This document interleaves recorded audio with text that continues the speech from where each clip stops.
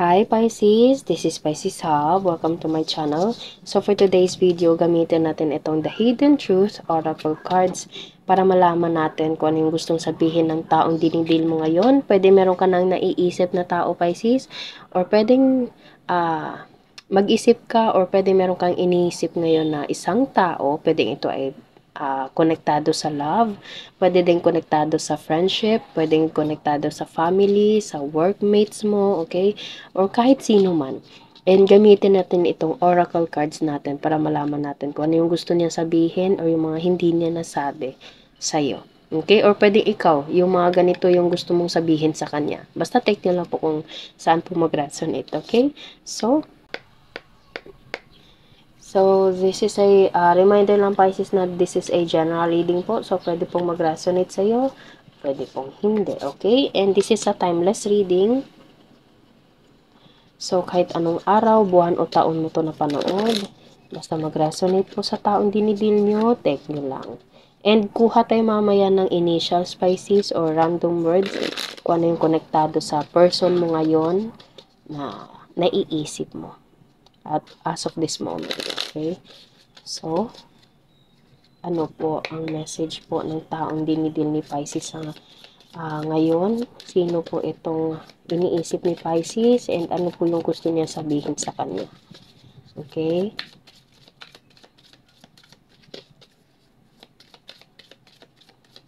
Okay, so walang mag-flip.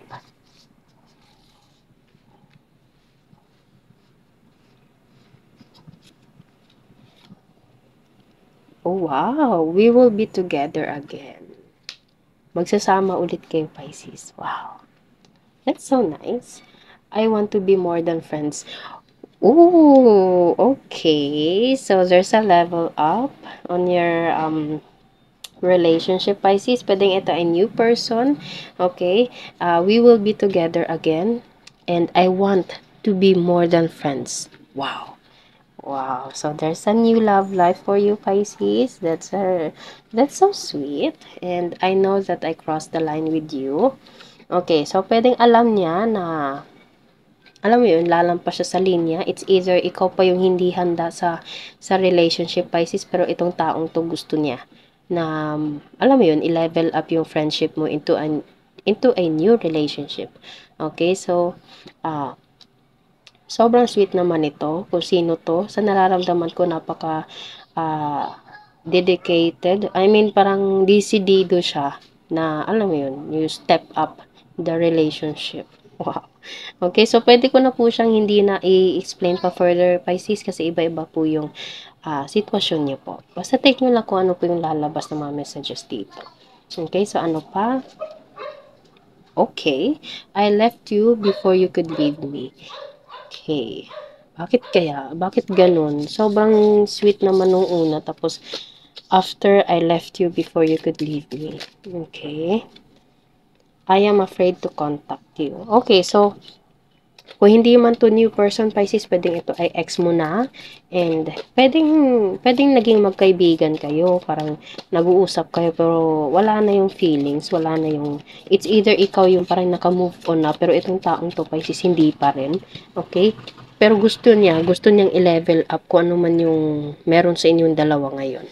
Okay? Or pwedeng gusto niyang ibalik yung dating pagmamahalan, pwede din. Okay, take nyo lang po Pisces kung saan mag-resonate. Pero, meron itong nangyari dati na parang iniwan mo siya, iniwan ka niya. Okay, natakot siya. Okay, whatever, kung ano man yung reason niya. Pero, there's something na separation. Okay, on your past. Kasi, I left you before you could leave me. Okay, and because of what happened on your past, Pisces, etong taong to is I am afraid to contact you. Natatakot siya, pero andun yung urge na gusto niyang maging kayo ulit. Pwede pong ganun. Okay? So, pwede ito ay love message, okay, from someone you think right now, Pisces. Okay? Take nyo lang po kung saan mag-resonate. The bottom of the deck, so many things remind me of you. Yes.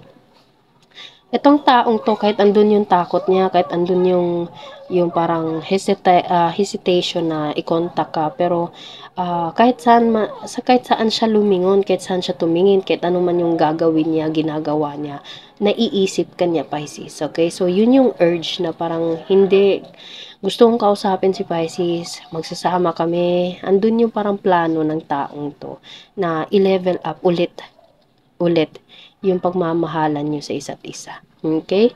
So, it's up to you pa rin, Pisces. At the end of the day, ikaw pa rin po magde-decide kung ano po yung decision nyo towards this person. Okay? So, kuha tayo ng mga initials, random words, kung sino or ano po yung konektado sa person ni Pisces ngayon. Okay? So, meron tayo ditong airplane. So, pwedeng ito ay long distance relationship, chat, text, or tawag. Okay, so, there's dagat. So, pwedeng ibang bansa to, matangos ang ilong. Okay, chat, text, tawag, airplane, dagat, and matangos ang ilong. Okay? So, yun lang po, Pisces, ang ating reading sa araw na ito. Naway nagustuhan niyo po. Huwag niyo po sanang kalimutan na mag-like at mag-subscribe po sa ating channel and click the bell button para ma-notify po kayo sa next videos na i-upload natin. Okay? Thank you, Pisces, and God bless!